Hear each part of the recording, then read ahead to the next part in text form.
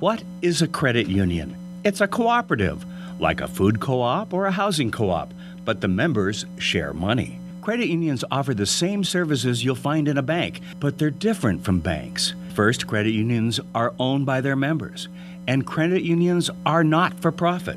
Any money the credit union makes goes right back to the members in the form of low fees and good rates. To learn more, you can go to STCU's blog at stcumoney.org.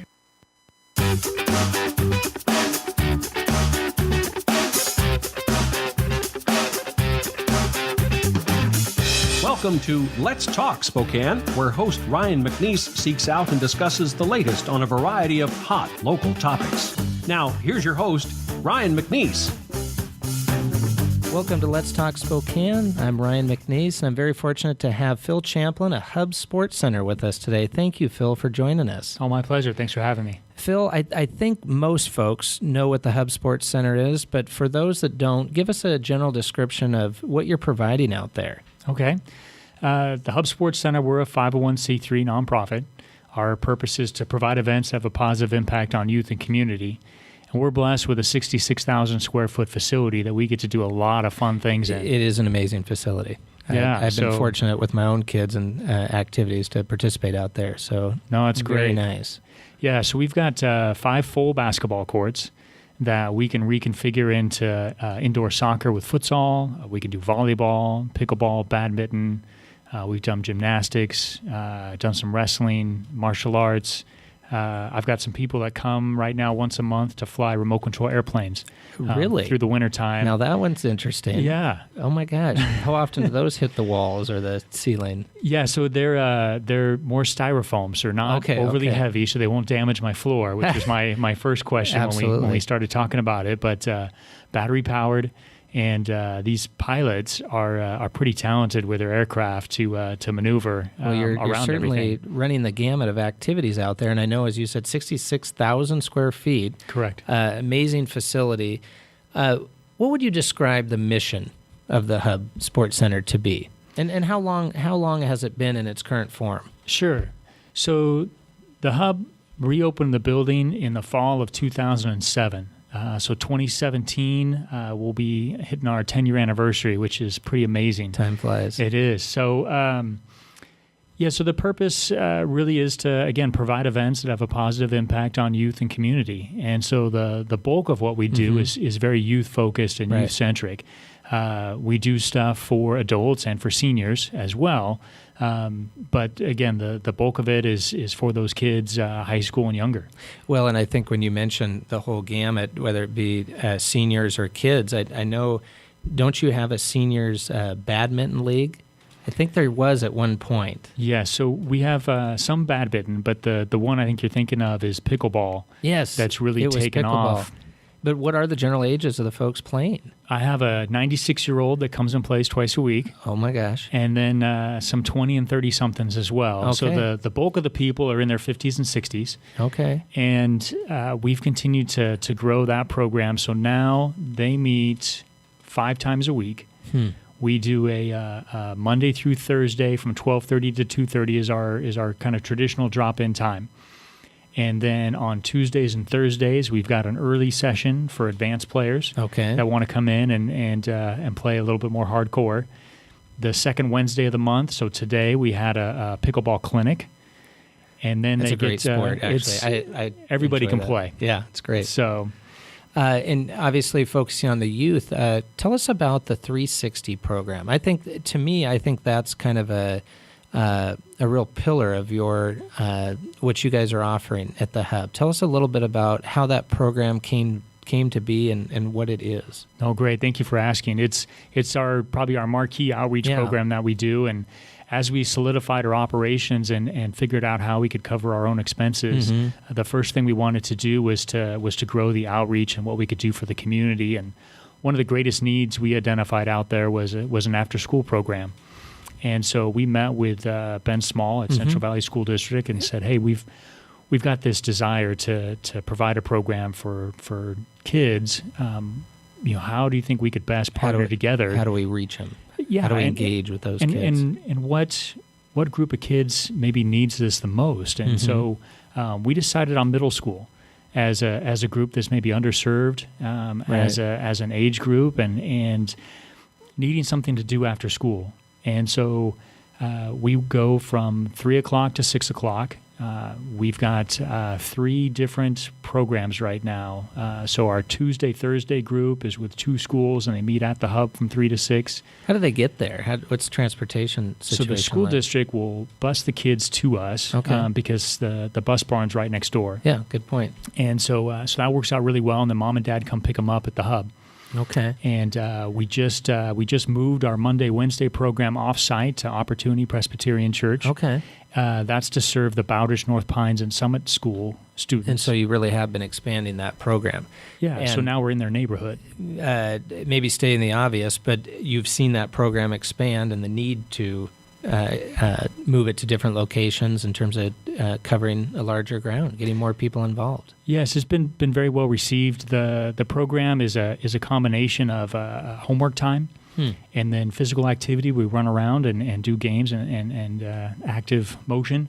And then enrichment. We're bringing in guest speakers to talk about skills, trades, industries, and talents. Well, and I chuckle a little bit because I had an opportunity to speak to that group a couple years ago, and it really is good for the speaker themselves to go take that opportunity, because it's pretty satisfying to see what these kids are, what they can do and what they're interested in. When I came in to speak, I thought, well, I'm going to talk about the law and talk about business, and within 10 seconds of being there, I realized, as I probably should have realized before, that they're interested in a whole set of things that are relevant to their world, and it was really fascinating and satisfying to be around those kids. Yeah, no, it's great to have people like yourself that come in from the community that can share from their perspective, from their industry, from their organization, and relate that back to these students, as well as allow the students to ask questions, like you said, that are pertinent to them right now. No, they're absolutely engaged. It's just, I think the challenge is, or the goal is finding what it is they're engaged in going there, getting at their, getting at the level that they're interested in and going with it. I think you guys have done a great job with that. Thank you. How have you guys seen at the hub? I think the name in and of itself, being the hub or the center, if you will, in our region with Kootenai County, Spokane County, have you found that to be a real advantage as to where you are in terms of the center of the athletic world between Kootenai County and Spokane County? No, absolutely. I tell people that we're on the way to everywhere. Yeah. 15, 20 minutes, you're downtown Spokane, 15, 20 minutes, you're downtown Coeur d'Alene, and we draw very well from North Idaho. I'd imagine you do. We serve, I would say, the greater Spokane and Coeur d'Alene communities. Probably 75-80% of the people that come to the hub are from this region, probably within a 20-mile radius of where we're located. I don't think you could talk to, and I'm sure this is the same in all sports, but I don't think you can talk to a coach or what have you of any young kids playing basketball that they're always looking for gym space, whether it be at the local church, whether it be middle school, high school, elementary. The hub obviously is providing that resource for a lot of these teams. Isn't that right? Yes, we like to think of ourselves as kind of that neutral third party. We don't really have a vested interest in any particular club or any particular organization. So whether it's AAU, YMCA, et cetera. Exactly. We want to try and maximize the use of this building. We want to be good stewards of the resource. So however we can find ways to work more groups and more teams in, we really bend over backwards a little bit to try and find time. And this time of year, it's a challenge because there's so many people that want to come inside and play and practice and do their thing. And supply and demand, right? Yeah, we're having to turn some people away at this point. What would you say the highest demand for what particular sport, or is it just across the board pretty high demand? Well, this time of year, as we head into the fall and the winter time, you've got your YMCA and your AAU basketball seasons going, as well as basketball season in general. And you guys just had a pretty big tournament, I believe, this weekend with AAU between the warehouse, the hub, fitness center, I believe. Correct. Correct. Was that a success? Oh, yes, it was fantastic. Good. The AAU Hoop Fest organization is wonderful to work with, and that was their Boo Ball Fall Classic. Boo Ball, that's what it was. And it was amazing. We were going 12 hours a day Saturday and 12 hours a day on Sunday with games and activities. And well, providing a resource like this that, as we're discussing, is very necessary for our area in terms of supply and demand and the need for the gym space. There's obviously a business element to it in the sense that you need to administrate and be, as you said, a steward for this facility. Tell us a little bit about what you've tried to do recently to really keep this thing going and available for the community. Sure. We've really looked at diversifying the events and activities and the groups that come in to use the facility. So we're not just basketball. Right. We're not just volleyball. But you're not tied to one sport. Absolutely, because one sport, maybe one season, we've got 12 months a year that we have to right. to make ends meet. And so we've tried to expand our horizons beyond just the wintertime and what we do and what we provide and groups that we can work with and people that need the space that we can offer. And so we've really been able to get to a point now that we know where the core of our revenue is going to be coming from, and most of that's from a renewable business that's going to be there year after year. Right. And then we look to find gaps in service with different organizations or different sports to maybe something we can fill in, or we hear a demand from a certain community that says, hey, it'd be great to have a volleyball tournament this weekend. Right. Or there isn't anything for the soccer community to do inside on hardwood. Yeah, that futsal game is of interest because that's a pretty new phenomenon, isn't it? I mean, they've been, of course, the Brazilians have been doing it for a long time. Okay, and so enough said. Yeah. But I mean, futsal is a great way for the soccer community to keep touches on the ball. Right. With playing on a basketball court, obviously, if you make a bad touch, that ball is going to go out of bounds. It's going to be a turnover for somebody else. So they really have to work on their footwork, on their spacing, and so that type of possession type soccer game and practice translates very well to what they want to do in the outdoor game. Right. And so the coaches have found it very beneficial to play futsal through the wintertime and be so much farther ahead when it comes to spring. I think, as you said, the touches, the repetition, it makes all the sense. Baseball players, you hear about that too. What are we going to do in the winter? Let's come right back. Let's take a short break and come right back with Phil from Hub Sports Center.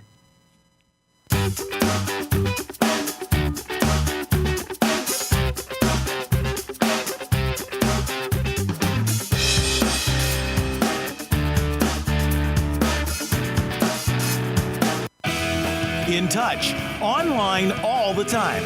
SpokaneTalksOnline.com. Saving for big goals can be intimidating, but small steps over time can really add up. If you create a basic safety net, start early, take advantage of an offered match, and prepare for the long haul, it can be done. Read or watch more about these basic tips of saving for the future at stcumoney.org. Hi, this is Tom Sawyer of Tom Sawyer Country Coffee, and we're very excited to start our first year at our new location just on the north side of Kendall Yards. Come and enjoy a great cup of coffee and see the display of coffee memorabilia dating back to the 1800s. Or pick up a pound of our freshly roasted coffees to make at home. We're open Monday through Saturday starting March 5th, or find us at TomSawyerCountryCoffee.com. Come watch us perk up when you walk in. Home. That word means so much more than its four letters suggest. R, that letter, stands alone. When you see someone wearing a blue block R, you're talking with a Realtor.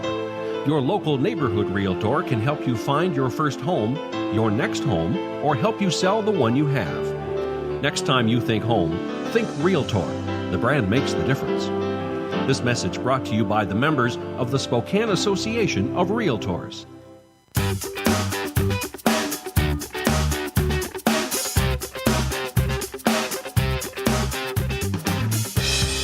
Welcome back. Let's Talk Spokane. I'm Ryan McNeese, and here with Phil Champlin of Hub Sports Center. Phil, we're just chatting about all the different amenities of the Hub Sports Center and clearly the need for a venue like this in our area, which is serving Kootenai County, Spokane County, et cetera. I'm guessing you have I know from this AAU tournament, you have folks coming from Montana, Portland, all over. Yes. So to have a facility like this, and if you've been to the Sports Center, I think anyone would say it is extremely clean, well taken care of. I think you mentioned 5 gymnasiums or 5 Correct. courts. Yes. And we were mentioning there's a business end of this. You need to administrate and keep this opportunity alive.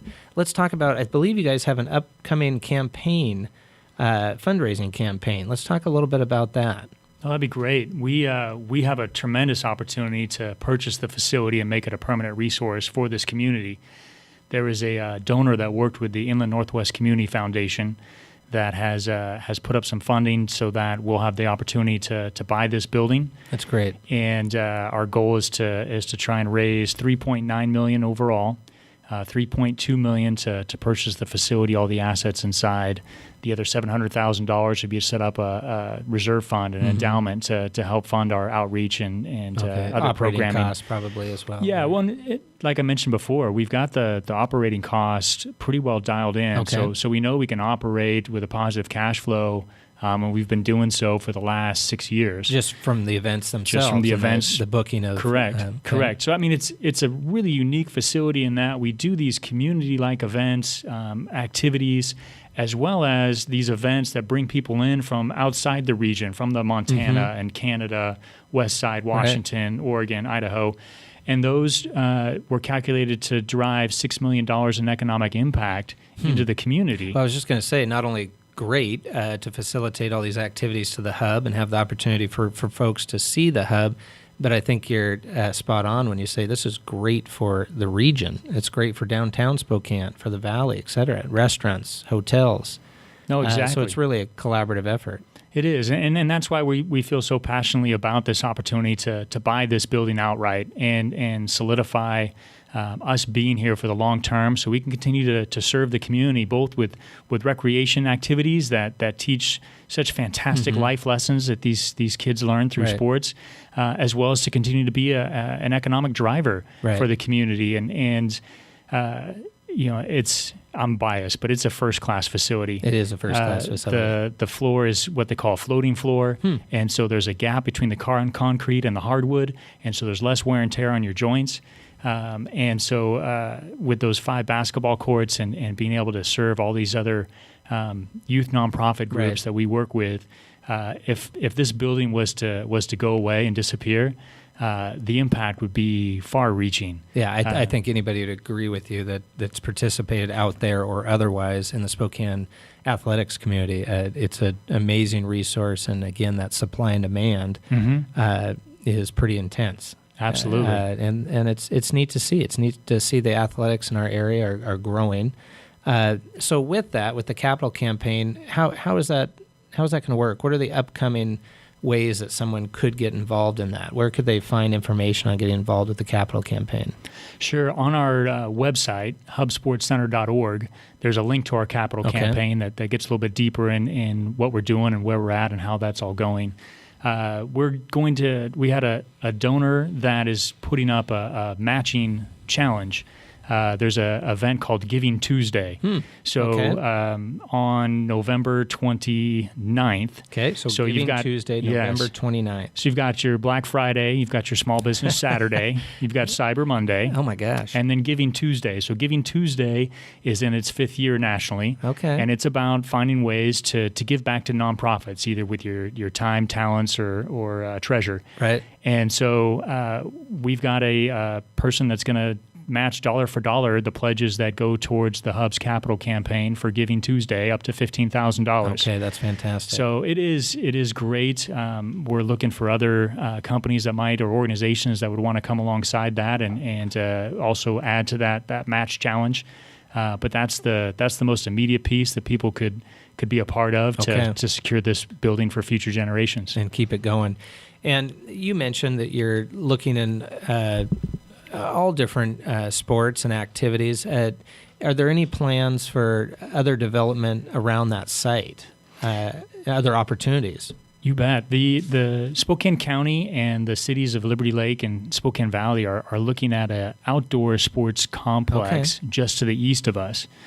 Central Valley School District is looking at a site there for a middle school as well. So it's one of the things I love. I'm a big believer in that we can do more together than we can on our own. Right. And so to see the county and the cities and the school district all come together to say, hey, I think this is the right project, the right location, and if we can all come together, there's some economies of scale and some absolutely. benefits that we can do together Well, you and mentioned make this a alone. fantastic place. Absolutely. You mentioned the busing situation with the 360 program, the fact that you have the collaboration, the location of the admin building out there.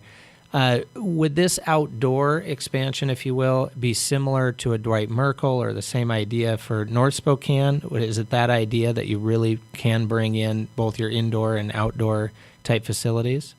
Yeah, so the concept that they are putting out right now has a lot of softball fields. Okay. And looking at making this location kind of the softball complex. Okay. And complementing what goes on at Dwight Merkel. Perfect. And so you could use both sites to have a major event and tournament. Part of this would also be looking at potentially redoing some aspects of Plants Ferry. Oh, okay. And making Plants Ferry kind of the soccer complex and soccer destination. Well, that actually makes a lot of sense. And this being the softball destination. And so I think that there's a lot of good thoughts and ideas as part of that. I think that, while we talk about the demand for indoor space, it's really a finite period of time. You're talking about maybe 3 to maybe 4 months a year. Right. If you can do artificial turf and lights, you can probably get play 10 to almost 11 months a year on outdoor fields. Yep. And the demand for the soccer community, for the emerging lacrosse and rugby sports, as well as football, all need space to play outside, in addition to the baseball, softball community. So if we could do a big outdoor complex, I think that there's even a greater opportunity there than to add on and do more indoor space. Well, I think as we've been saying, there's absolutely no shortage for the desire to have these locations, whether it be softball, basketball, volleyball, et cetera. And historically, didn't you also, was it wrestling or boxing? I think you had a fairly substantial event at the Hub within the last couple of years. Yeah, we were able to host the first rounds for USA Boxing's national championships. That's the one I'm remembering. Yeah, so the Spokane Sports Commission and the Hub and Northern Quest all came together to partner, and so we got the preliminary rounds at the Hub, and then the finals and semifinals were out at Northern Quest. Wow. See, there again, that collaboration with the commission. I think those incentives are aligned. I think the economic incentives are aligned for our area. You guys are doing a good job out there. Thank you. What are some other things coming up? What are we here? We're embarking on Thanksgiving coming up here in the next couple weeks. What's going to be going on at the Hub? So we'll continue to have AAU and YMCA basketball out there. We're doing a futsal league. We're going to do a turkey shootout futsal tournament Thanksgiving weekend. That's Saturday and Sunday. So if you got a youth soccer team that would like to come test their skills and do that. As we get into December, we're actually going to host we're calling a drop-in shop. So December 22nd, if you want time to go get that last-minute shopping done, or if you want to wrap presents, or if you just want to drop the kids off and you and the wife go and have a nice dinner, we're going to have a spot where you can come and drop your kids off between 5 and 8 o'clock at night. That's actually a great opportunity. You have your close proximity, obviously, to Liberty Lake, but also the Spokane Valley Mall. Correct. Great idea. Correct. So, again, if people go to our website, they'll be able to look at our calendar and find the different events that are going on.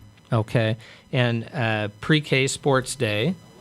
Yeah, so we work with local daycares and preschools. Okay. Where in the wintertime, they really can't get out in their play yard and get the wiggles out, so to speak. So so we've partnered with some of the local ones and are looking for others that want to come take advantage of that, where they'll come to our space. We'll do a little mini soccer, a little mini basketball clinic and run them around. And it's been a lot of fun to see those little guys in there having a good time and getting some of that energy out. Well, and you mentioned the little guys. I'm thinking back to you saying you have the 96-year-old gentleman playing pickleball. So you're seeing the 4-year-old, the 5-year-old, and the 96-year-old. That's pretty impressive as to what the facility is providing. Yeah, we serve the whole gamut and just love it. Well, and I know how motivated you are about the Hub, and it's obvious what you're doing a great job and what you're providing. how let's kind of circle back to the beginning a bit. How did you end up at the Hub? I had the opportunity to be looking for a new position. Okay. And so it wasn't part of my master plan. Isn't that often the case, though? Yes. This great opportunity that you've been participating in for several years, it's just, it seems like it's almost so ironic, but it's meant to be. Yeah. So I found this job opening for executive director in the paper and had been doing most of my job search online.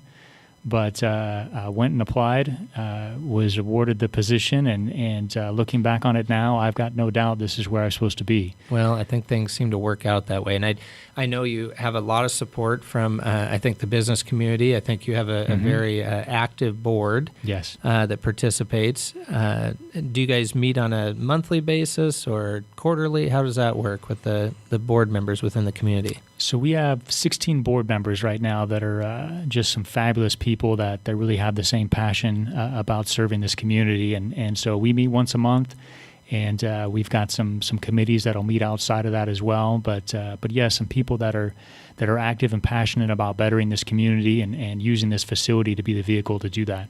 Well, there's no doubt you have your hands full, and you're doing a great job out there. I, for one, I was there Monday night.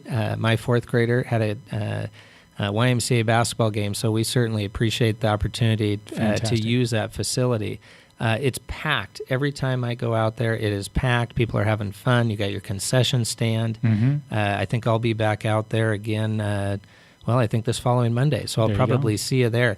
One more time, even though we, I think, hit the website, tell us where we can find Hub Sports and the calendar events. You bet. Thank you. It's hubsportscenter.org. Okay. And then you can always call us at 509-927-0602. Well, I hope people come out and see it and see what an amazing facility it is. I think anybody that gets the opportunity to interact with it will realize what we're talking about, that it's something that should be in our community. Thank you so much for being here, Phil. You bet. My pleasure.